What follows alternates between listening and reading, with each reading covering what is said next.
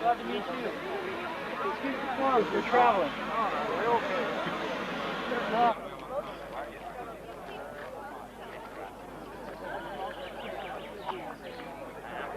Jagorna krokodilen ej slår kostlig spis. Av kärlek i mitt hjärta för släkta. Av kärlek i mitt hjärta för svedar. Och gamor mig svåra av äkta. Ja, gamor mig svåra av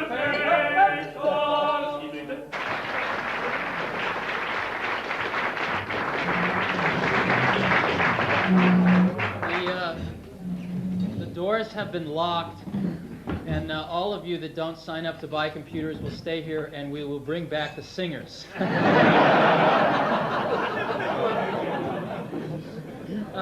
I am extraordinarily pleased to be able to be here with you. This is one of my my personal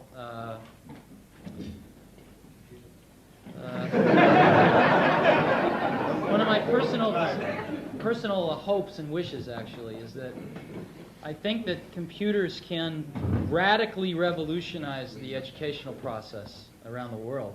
And the average age at Apple, as you know, is about 29 or 30, and we haven't been out of college so long ourselves. At least most of the people at Apple haven't. And it's very, very important to us. And I think that, as you all know better than I, Europe is sort of doesn't exist. It was just a word invented for the convenience of Americans and others. And the fact that you're all here in this room as a step towards cooperating with each other in new ways pleases me very much. It's difficult enough to get cooperation amongst the competitive universities in America, and I think that that's great. What are we trying to do here? What are we trying to do? You can have many views of what a computer is. My particular view is that a computer is a new medium. A new medium, one of the media, print, television, radio. And a computer will, in the future, be looked at, I think, more in this way, as a delivery vehicle for software, just like a book is a delivery vehicle for its own kind of software. And whenever we develop a new medium, we generally tend to fall back into our old habits from our old media. As an example, when the television first came of age in America, the first television shows were simply a camera pointed at a radio show. And it took about 20, 30 years for television to really come into its own in the late 1950s. We have this new medium of interactive video because of the laser disc, and what is the first thing we do with it? We put movies on it. So again, we tend to fall back into our old habits. In the same way, when the personal computer was invented, we tended to look at it as a smaller version of a big computer. So we put COBOL and Fortran and these bizarre things on it, and looked at it in terms of simple economics rather than the revolutionary nature that it really was. Do you know who Alexander the Great's tutor was for about 14 years? You know, Aristotle. And I read this. I became immensely jealous. And I think I would have enjoyed that a great deal. And through the miracle of the printed page, I can at least read what Aristotle wrote without an intermediary. And maybe if there's a professor, they can add to that, but at least I can go directly to the source material. And that is, of course, the foundation upon which our Western civilization is built. But I can't ask Aristotle a question. I mean, I can, but I won't get an answer. And so my hope is that in our lifetimes, we can make a tool of a new kind, of an interactive kind. And when I look at the personal computer, we're, as you know, living in the wake of the last revolution, which was a new source of free energy. And that was the free energy of petrochemicals, right? And it completely transformed society, and we're products of this petrochemical revolution, which is we're still living in the wake of today. We are now entering another revolution of free energy. A Macintosh, as you know, uses less power than a few of those light bulbs, and yet can save us a few hours a day or give us a whole new experience. And it's free intellectual energy. It's crude, very crude, but it's getting more refined year after year after year. And in our lifetimes, it should get very refined. And so my hope is someday, when the next Aristotle is alive, we can capture the underlying worldview of that Aristotle in a computer. And someday, some student will be able to not only read the words Aristotle wrote, but ask Aristotle a question and get an answer. And that's what I hope that we can do. So this is a beginning. I think that, as you know, right now the computer industry is in the tank. Personal computers, big computers, everything. And it's difficult. It's a difficult time. But I'm sure that Henry Ford had a few bad quarters back in the 1920s.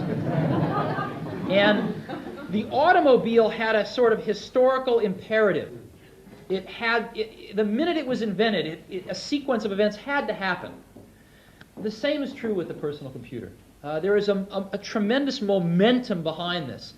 And I think that this year may be a delay. This year we may look back and say, well, 1985 was a slow year. But there is such momentum behind this that it will happen. It will permeate and change forever our educational processes. And my hope, again, is that not too many generations of students will pass through before this happens.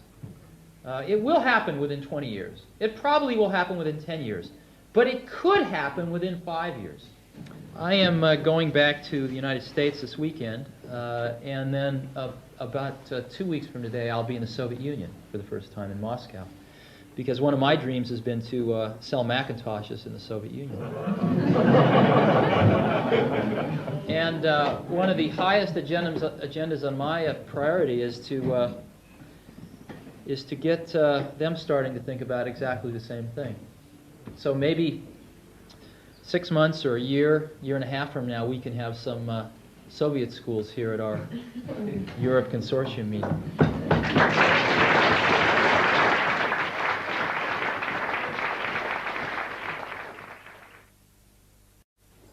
But first I would like to say that I find it very interesting to meet Mr. Jobs. Arriving as he was out of the blue. And after making about 3 circles, so that we were certain to notice that there was something in the air.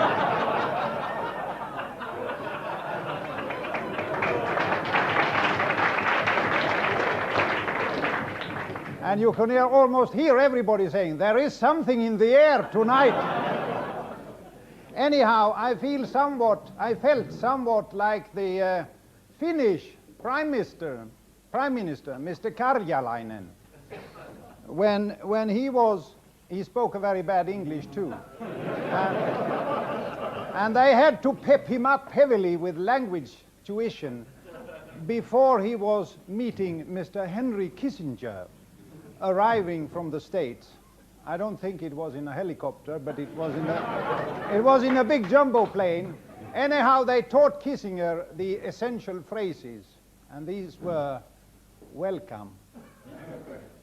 nice weather. And lastly, how are you? And Karjalainen, he learned those words, and he was very happy. Damn it, now he comes. I know the language. And out steps Kissinger, and Karjalainen steps forward to him. And all his teachers are very worried. Will he do it? Can he do it? Can he speak English? And he says, welcome. Oh, well, it... And then he goes into the second phrase, nice weather, nice weather. And the third phrase, and who are you?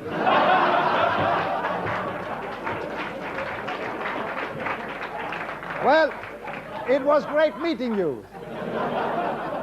And I will stop making jokes with Steve Jobs, who is such a nice fellow and is giving so much of himself and his dreams. We have been very happy at Lund University for this association with Apple. I have never been worried that by eating apple we should start thinking apple. But other people have been worried about that. I'm not so worried either about computers. Some people are. They feel that they will deform our minds. I do not think so. And I happen to think of yesterday something that other people have thought about many times, namely the relation to the car. When I came to Lund many years ago, after the war, a friend of mine bought a Volkswagen. You could almost call it a Mack Volkswagen. and I said, what is it like having a car, an idiotic machine which cannot think, it does what you tell it to do? And he says, it is like the 7-mile boots of the fairy tale. No, we have tales in Sweden, and one of them deals with the 7-mile boots. Boots that you put on your legs, and with them you could take 7 miles in each step. And you got a huge distance by wearing these boots. And to me, that was a wonder of the car, because with the car you could go 7 miles without noticing it. And with computers, you can do a lot of things that you couldn't otherwise do. And with weapons like that, or rather machinery like that, the only problem is in the human mind and not in the computer. It's just like the boots. And we are talking here about connecting many brains and many computers in a worldwide network which will hopefully solve all the problems. I'm not entirely certain that it will, but it will help, of course. The networking reminds me of a story of the building workers. It's actually an example from the school mathematics days, where the problem was if it takes 7 days for 6 men to build a wall which is 100 meters long, how long does it take for 10,000 men? And the answer is just less than a second.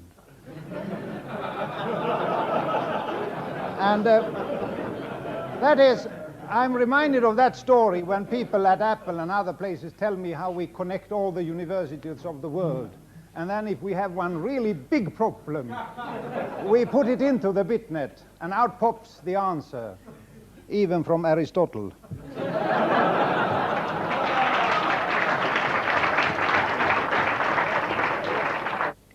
Now, finally, I've heard that Apple has been having some trouble.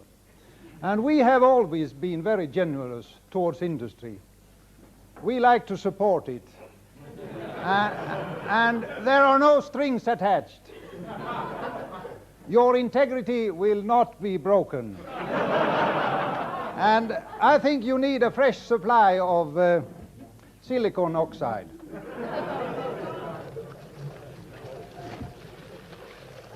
So I would like to give you, Steve, from the University of Lund, this unique piece of glass, Swedish glassware. It has the emblem of the University of Lund. If you put the Mac in the back, I don't mind.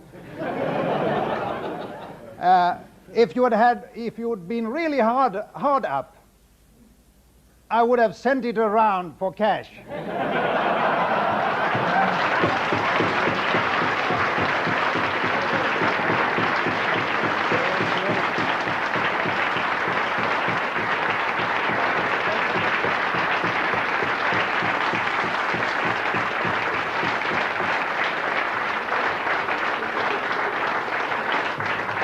And a final word. Give my love to Mak Gorbachev.